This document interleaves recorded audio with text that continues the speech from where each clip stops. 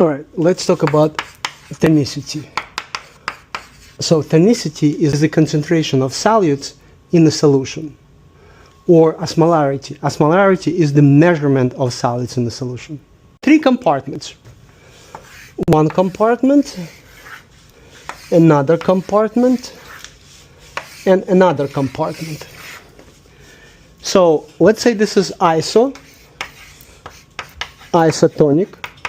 solution, hypertonic,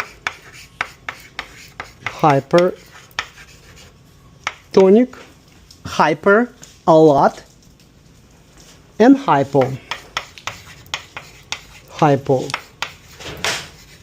solution. So what do we know about tonicity? So the tonicity is the concentration or the number of solutes in the solution, right? So isotonic solution. Within these compartments, or let's say this is the beaker, you place a cell, the human cell. You place a human cell here. In isotonic solution, let's say within the cell,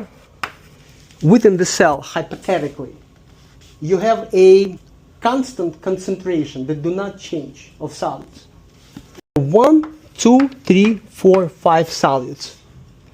And outside of the cell, you have 1, 2, 3, 4, 5 solids. So that's what isotonic means. With isotonic, you have the same amount of solutes that is in the environment and there's inside of the cell. But here's the key word. Tonicity is the concentration of solids in the solution. Where here is the solution? Is this the solution or this is the solution? Outside of the cell is the solution. Pretend that concentration of solids in the cell is constant. It's not, but for now, to understand this. Concentration of solids in the solution. Only pay attention to the solution, not what's inside of the cell. Because what's inside of the cell, hypothetically, concentration of solids is constant. Right? This is understandable. So, water moves because the water here, outside of the cell, and water inside of the cell. Water will move towards highest concentration of a solid. Water will move where there's the highest concentration of solids.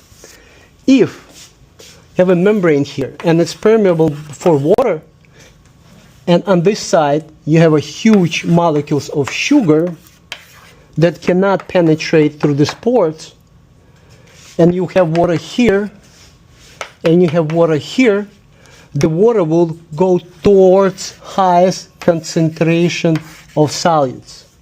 The great example would be sodium. Wherever the sodium goes, if you have sodium here, sodium will able to pass through this portal and the water will follow with it. So that's why you hear a lot. If you consume a lot of sodium, the sodium will stay with your system and you will get bloated. Wherever the sodium goes, water will follow. So the water will follow not just towards the sodium, water will follow towards the highest concentration gradient of a solid. Since we have solutes in the solution, let's say 5, and we have the same amount of solids inside of the cell, water would be going back and forth. It will disperse equally. That's isotonic. Hypotonic. You have a cell, 1, 2, 3, 4, 5, same amount of molecules inside of the cell. Hypotonic solution. In hypotonic solution, let's say we have 3, because it's hypotonic. Concentration of solids in the solution, 3. Here, concentration of solids in the solution, 5. Here, concentration of solids in the solution, 3. Compared to what's inside of the cell, hypothetically constant. So if the water moves towards highest concentration gradient of solids, where the water is going to move? Inside or outside of the cell? Inside. What's going to happen to the cell? It's going to take a lot of water, will burst, will die. Hypertonic. 1, 2, 3, 4, 5. Hypertonic. Are we going to have more solids in the solution or less? 1, 2, 3, 4, 5, 6, 7. Water moves towards highest concentration gradient of solids. Where the water is going to go here? Outside. So what's going to happen to the cell right now? It will crescent. It will die. So tonicity is the concentration of solids in a solution.